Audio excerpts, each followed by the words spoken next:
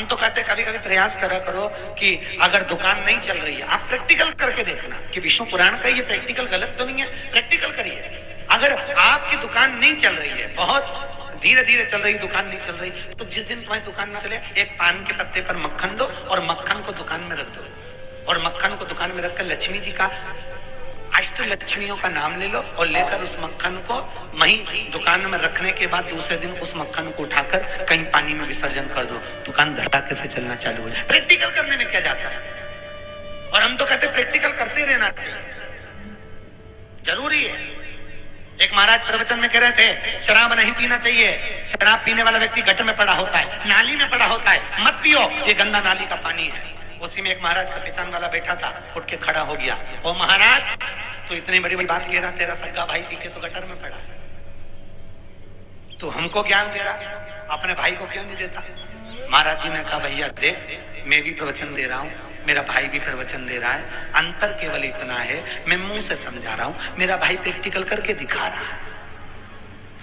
मन तेरा है, समझना तुझको, तू कैसे समझे ये तेरे ऊपर। या तो प्रवचन से समझ जा कि पीने वाला व्यक्ति गटर में पड़ा होता है, नाली में पड़ा होता है, या फिर देखकर समझ जा कि मेरा भाई बड़ा है तो तू भी मत पी। क्यों गलत काम? प्रैक्टिकल जरूर करो। सियोर वाला महाराज कहीं झूठ तो नहीं बोल रहा है। विष्णु पुराण का लेख हमें ज्ञात होना चाहिए कि उसमें लिखा है तो कैसा है। जिस बेलपत्री की मध्य पत्ती पर,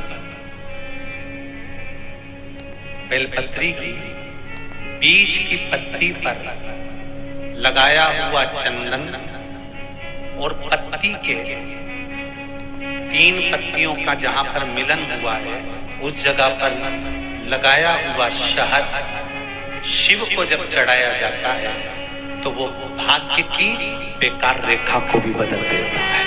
वो साधारण नहीं।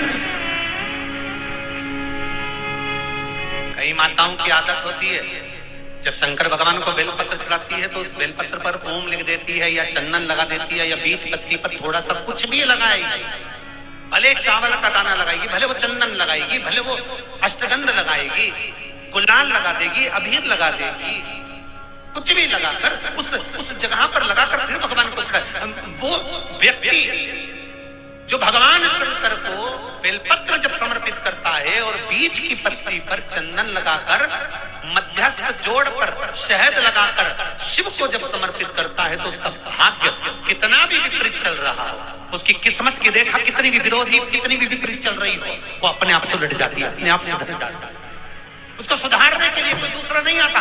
आप अपनी किस्मत को संवार सकते हो, आप अपनी किस्मत को संवारने में देरी नहीं कर सकते, आप स्वयं संवार सकते।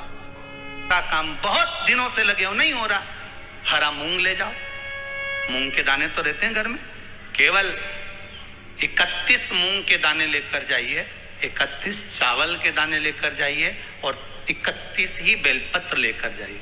शंकर जी के मंदिर में जाओ, 3 चीज लेकर जाओ, मूंग के दाने, चावल, बेलपत्र। चावल जो 31 लेकर गए हो, अपनी कामना कर कर शंकर जी की देहली पर रख दो, चौखट पर, कहीं पर भी एकांत में उसको रख दिया जाए। मूंग के जो दाने लेकर गए हो 31, वो नंदी के पास में, जो नंदी का पांव ऊंचा रहता है उस पांव के पास रख दीजिए। और जो 31 बेलपत्र लेकर गए हो, वो 31 बेलपत्र अशोक सुंदरी वाली जो जगह है, आपको पहले बताया है कथा में, अशोक सुंदरी जी का स्थान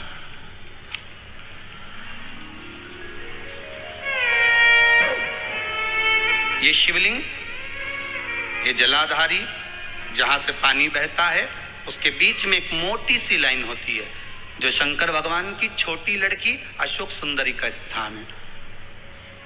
शिव जी के 13 बच्चे हैं, 13 बच्चे में सबसे छोटी लड़की अशोक सुंदरी यहीं पर विराजमान होती है जहां से पानी नीचे गिरता है।